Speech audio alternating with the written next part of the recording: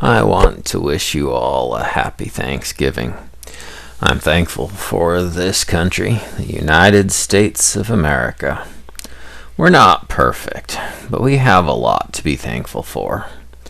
I'm grateful for the clear statements of principles and values in our founding documents. I'm thankful that the Declaration of Independence stated so clearly that all men are created equal, and that our rights do not come from our government.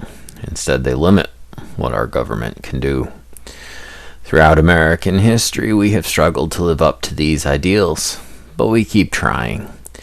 They're like the light at the end of the tunnel. We can see them from a distance, and we keep moving that direction. I'm so thankful that the founders were suspicious of kings, so that they limited the power of the president. Someone once said power corrupts, and absolute power corrupts absolutely. And that's why we need checks and balances. I'm thankful that George Washington, for all his faults, decided to limit himself to 2 terms as president.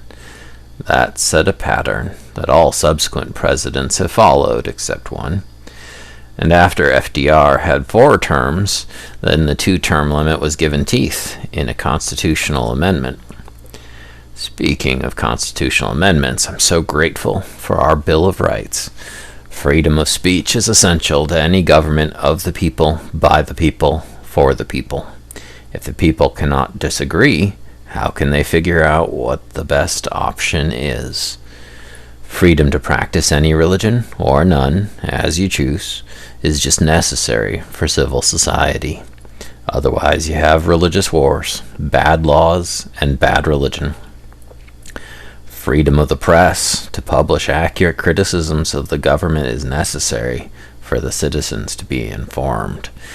People in government often get confused between what is good for them and what is good for America. Freedom of the press can remind government leaders what that difference is. Our Second Amendment rights recognize that if government goes bad, we may need to defend ourselves. That's an important concept for limiting the power of the government. Due process is an underappreciated right. Anyone accused of a crime has a right to a day in court. Without that right, the government could just lock people up on fake charges. The principle that someone is presumed innocent until proven guilty sometimes lets the wrong people go free. But it makes it harder to take away the freedoms of people who are actually innocent. We have struggled to live up to this ideal as well. Sometimes we presume certain kinds of people are guilty regardless of any facts.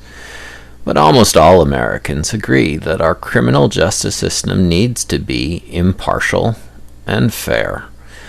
The U.S. Department of Justice, by law, cannot engage in selective prosecutions, charging some people, but not others, who committed the same crime. Certainly, the Department of Justice cannot engage in vindictive prosecution, charging innocent people just to make them miserable. That would be evil, as well as un-American. That's why I'm grateful that the court cases against James Comey and Letitia James were dismissed. I had them on my mind. I mentioned those in my last video. I am thankful today to live in a country that has a constitution and that has a good method for carefully amending the Constitution when the need arises. I'm thankful that we abolished slavery. That was an evil that needed to be abolished. I'm thankful for birthright citizenship.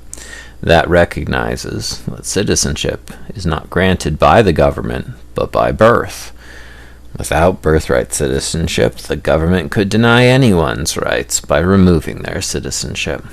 That would no longer be government by the people, of the people, for the people. I'm thankful that we have free and fair elections in this country. Sure, sometimes people win who I think shouldn't have won. That's the price we pay. Without free and fair elections, then the wrong people win all the time instead of only some of the time. This country of ours is not perfect, but we love it, and we are thankful for it. So I wish you all a happy Thanksgiving this year.